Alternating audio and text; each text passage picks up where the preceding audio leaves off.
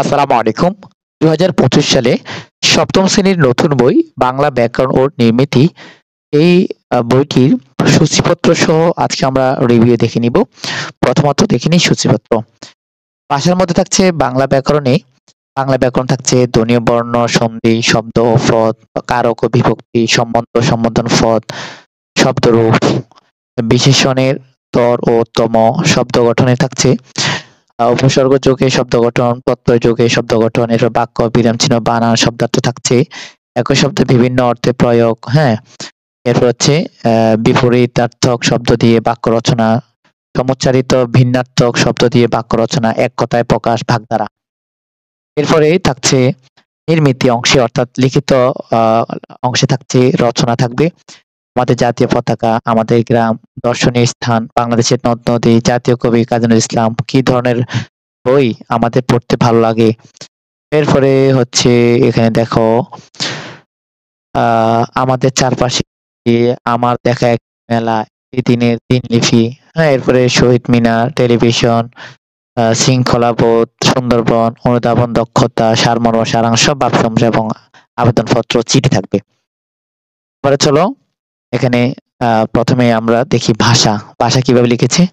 ভাষা নিয়ে অনেকগুলো আলোচনা করেছে যে ভাষার সংজ্ঞার্থ বৈশিষ্ট্য দিয়েছে। এই যে ভাষার বৈশিষ্ট্য, এরপর হচ্ছে সাধু চলিত পার্থক্য করেছে, চলিত ভাষা নিয়ে আলোচনা করেছে। চলিত বা সাধু ভাষা এই যে শব্দ। এরপরে হচ্ছে এখানে সাধু ভাষার বৈশিষ্ট্য দিয়েছে। তো এখানে আবার পার্থক্য দিয়েছে সাধু ও চলিত ভাষা রীতির পার্থক্য। তো এটা হচ্ছে তোমাদের ভাষা নিয়ে আলোচনা। এরপর অনুশীলনী দেখো, এখানে অনুশীলনী দিয়েছে। হচ্ছে ব্যাকরণ। ব্যাকরণ নিয়ে আলোচনা করেছে বাংলা ব্যাকরণ, ব্যাকরণ নিয়ে আলোচনা করেছে বাংলা ভাষার ব্যাকরণ নিয়ে আলোচনা হয়েছে বাংলা ব্যাকরণ দেখো। এরপর হচ্ছে ব্যাকরণ পাঠের প্রয়োজনীয়তা নিয়ে আলোচনা করেছে অনুশীলনী। এরপরে হচ্ছে এই যে ধ্বনীয় বর্ণ। তো ধ্বনীয় বর্ণ নিয়ে ধ্বনি আলোচনা করেছে প্রথমে।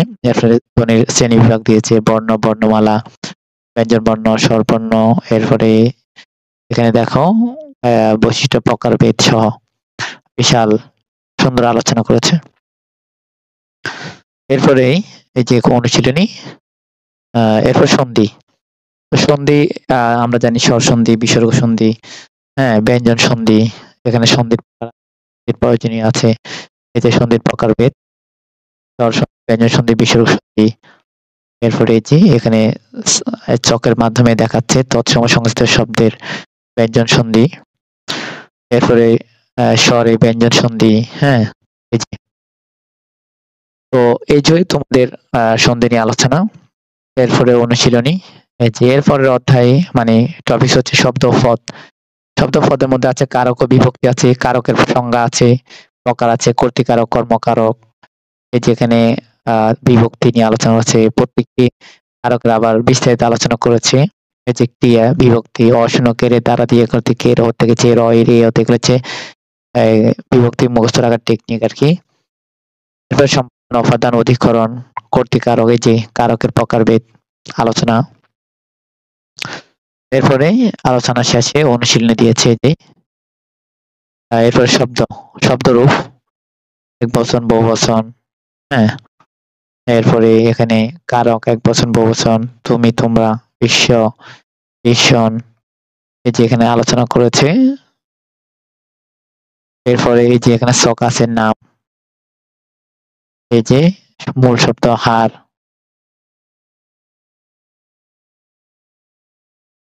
এরপর অনুশীলনী। এরপর অধ্যায় এই টপিক হচ্ছে এই যে প্রকৃতি।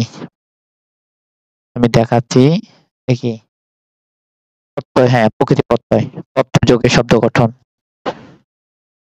কৃৎ প্রত্যয়, তদ্ধিত প্রত্যয়, অর্থাৎ যদি শব্দের শেষে ক্রিয়া শেষে যোগ হলে কৃৎ প্রত্যয়, শব্দের শেষে যোগ হলে তদ্ধিত প্রত্যয়, যে অনুশীলনী। এরপরে হচ্ছে বাক্য। বাক্য নিয়ে আলোচনা আছে, বাক্যর প্রকার আছে, জটিল, সরল, যৌগিক। এরপর এটার জন্য গুণ আছে। তো বন্ধুরা আশা করি বুঝতে পেরেছ। বাকি অংশটুকু তোমরা যখন বই হাতে পাবে তখন বুঝতে পারবে। এই যে বিরাম চিহ্ন, তো তোমাদের বন্ধুর মাঝে ভিডিওটি শেয়ার করে দিবে। তোমাদের ৭ম শ্রেণীর এই যে দেখো এখানে বিরাম চিহ্ন দেওয়া আছে, সুন্দরভাবে আলোচনা আছে। তো তোমরা বন্ধুদের মাঝে ভিডিওটি শেয়ার করে দিবে। তোমাদের 25 সালের সপ্তম শ্রেণীর প্রত্যেক বিষয়ের অধ্যায় ভিত্তিক আলোচনা করব। তোমরা আমাদের সাথে থাকবে, নতুন হয়ে থাকলে চ্যানেলটি সাবস্ক্রাইব করে থাকবে।